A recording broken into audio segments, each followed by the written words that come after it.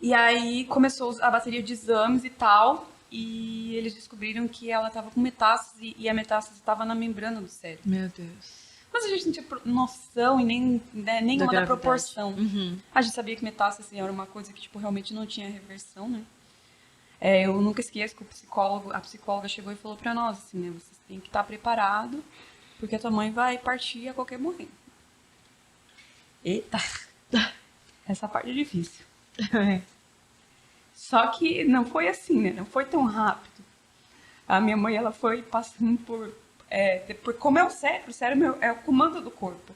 Então ela foi perdendo os sentidos aos poucos. Então eu acho que isso era o que mais doía, assim, sabe? Porque a gente não sabia que isso ia acontecer. O médico não falou isso pra nós. Então primeiro ela parou de andar.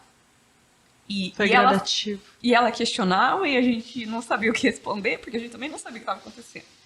De repente, ela começou a perder a visão, que ela disse que começava a ficar tudo meio turvo, assim. E aí ela não conseguia mais enxergar. E aí ela começou a perder a voz.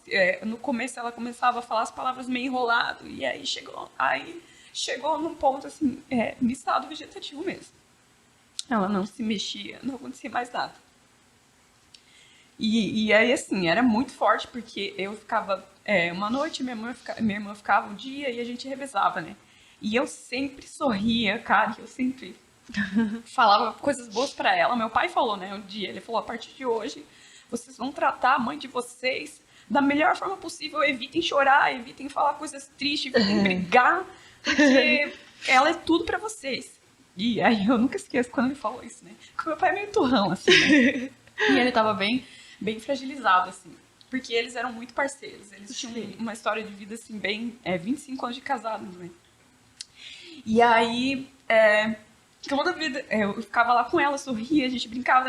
E aí, quando eu saía do quarto, cara, eu chorava do Cepom até Santo Amaro. Né? Tipo assim, eu ia chorando. O Lucas nem falava comigo, porque ele entendia o momento, né?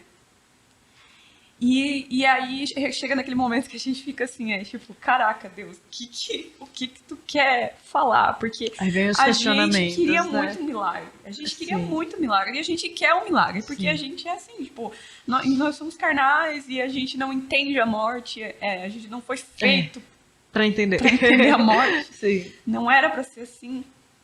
E aí, enfim, a gente passou por todo esse período e um dia o Espírito Santo falou comigo assim, que era a gente estar segurando ela.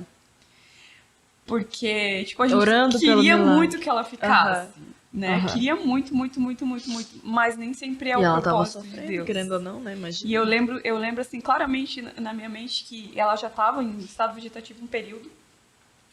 E eu lembro claramente na minha mente esse dia porque eu estava num culto e eu não lembro nem a palavra do culto. Mas eu lembro que eu tava destruída, desilosada, Desiludida. desiludida, eu Sim. tava assim, desolada. E eu falei assim, cara, cuidado com o que você pede. Eu falei assim, Deus, leva minha mãe, pelo amor de Deus, porque eu não aguento mais ver ela sofrer.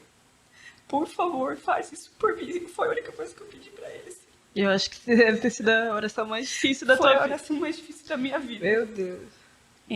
Eu sempre digo que nada que eu passar, né, depois que eu passei com a minha mãe, nada que eu passar na minha vida, tipo, vai superar, sabe? Porque quando a mãe tá com a gente, ai, mãe é chata, ô mãe, tu fica brigando. Cara, mas a falta que é, né? A mãe é Meu Deus. tudo, vocês não têm noção. A mãe é tudo. E aí foi quando a minha irmã e eu, a gente tinha os turnos e a minha irmã falou assim, mana, eu não quero ficar essa noite com a mãe porque eu tô com medo que ela morra comigo. Daí eu falei pra ela assim, não, tudo bem, eu posso trocar contigo, mas tu sabe que se Deus quiser que ela faleça contigo, vai ser, não tem... Não tem muito o que escolher, né? E dito e feito. Eu dormi aquele dia com ela, e aí a minha irmã trocou o turno comigo às 7 horas da manhã, e quando deu 9 horas da manhã que eu já tinha deitado pra cá, eu já tinha deitado, tava dormindo, meu telefone toca, e a minha mãe tinha falecido. Aquilo, assim, naquele momento eu não sabia, eu nem chorei naquele momento, né? tipo, eu fiquei muito chocada. Eu fui da minha casa até o Cepom, assim, sem expressar nada, porque eu ainda não tinha processado. Eu fui processar quando eu vi a minha mãe dentro do caixão, na normal, igreja. Tem muita gente assim, né? E eu chorei muito, assim, mas o que me tocou muito naquele dia foi quanta gente tinha naquele velório.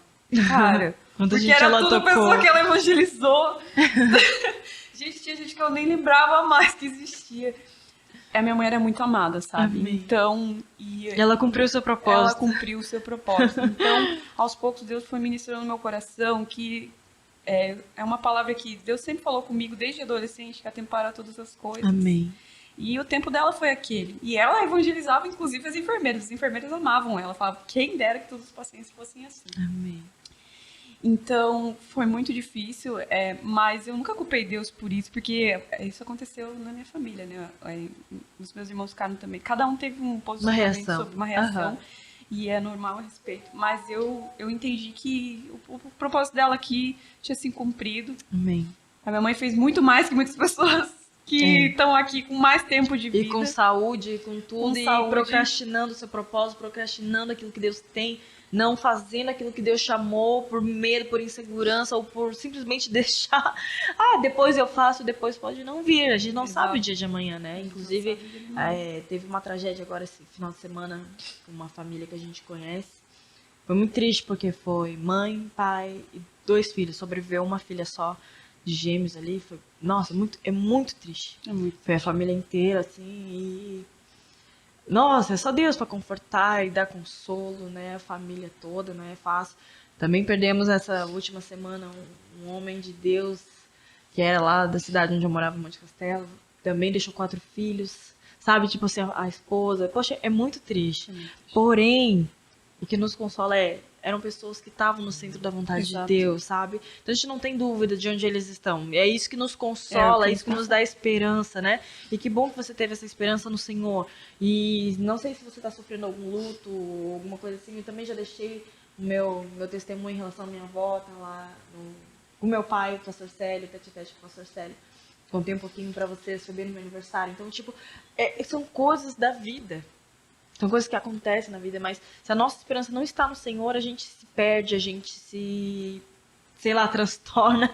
Sim. Mas, cara, quando a gente está baseado na fé, na esperança que é o Senhor, em Cristo mesmo, que Cristo vive, morreu por nós, que um dia nos encontraremos com Ele e com as pessoas que amamos, isso nos conforta, né? Então, que bom que você se confortou nele, né? Glória a Deus por isso, que forte. Muito forte. E assim, eu tomei muito como experiência, porque eu também já tive que falar com pessoas Que passaram. sobre luto, mas também sobre a questão da família, que é muito importante também. De valorizar De enquanto valorizar enquanto tem. Porque é o clichê, o que eu falei, os clichês eles existem porque eles tem. são São reais. importantes e são reais. E é muito assim, sabe? Eu sempre vivi uma retrospectiva na minha mente sobre tudo que eu passei com a minha mãe, o que eu poderia ter feito, o que eu não poderia. Né? Eu Então, e o valor que tem uma mãe, porque tem momentos da minha vida que às vezes eu fico assim, eu queria contar pra minha mãe. E eu não tem posso a mãe. contar pra minha mãe, porque Sim. minha mãe não tá aqui. Mas eu sempre lembro dela de forma positiva, porque ela foi um exemplo de vida pra Glória mim. a Deus, Então, hoje sempre- a tua força também tá nisso, né? Exato. Nessa lembrança de quem ela foi, como ela era, com magia. E ela é uma referência de oração, uma referência de mulher de Deus. Foi onde ela te apresentou o Senhor. Olha que mãe incrível. Sim. Essa memória que você tem que ter para passar para os seus Exato. filhos futuros e etc. O pastor Né? Diego até falou Glória na a Deus. pregação sobre a escola dominical, né? Vai sim, senhor! Minha mãe era a mesma coisa. Gente. Tu vai, eu não quero nem saber, não, Não tem é uma opção. escolha, é Mas isso ou isso. eu sou extremamente grata à minha Glória mãe, a porque Deus. se não fosse por ela, né, onde eu estaria, né? Amém. Se não fosse por Jesus ali na nossa Eu vida. imagino. Então, daí depois disso, casada e tudo mais, se formou em arquitetura. E você veio pro clube. Agora eu vou entrar nessa parte do clube. Para quem não sabe, o clube é um contraturno escolar. Inclusive está com matrículas abertas, tanto para a turma da manhã quanto para tarde. Agora é por módulos, então todo mês tem acesso. Essa matrícula, você conhece um adolescente, um pai de adolescente está precisando. Tem contraturno escolar que a gente dá alguns cursos. Mas o principal, além dos cursos, das habilidades práticas, nós temos inteligência emocional, cosmovisão cristã, pertencimento, onde eles têm um pertencimento saudável, amizades saudáveis. Né? Porque hoje o mundo a gente sabe como é que tá, né? São muitas coisas que são nos apresentadas. Mas aqui eles têm essa vivência maravilhosa e consciência corporal, visitas técnicas, empreendedorismo, mercado de trabalho, enfim.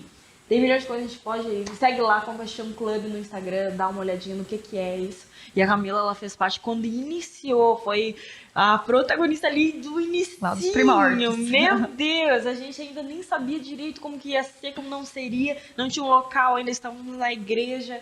E você dando o teu dom. Conta a ideia desse trajeto de Santa Amaro e Palhoça. Então, e aí, assim, o clube, porque eu, quando era adolescente, mais nova, assim, eu não era muito com criança, né, gente? Nem com adolescente, nem com nada, né? Tipo, eu tinha uma certa dificuldade. Era eu e os assim, mais né? velhos. Eu falava assim, olha, meu Deus, será que eu vou ter filho um dia? Porque eu não sou muito...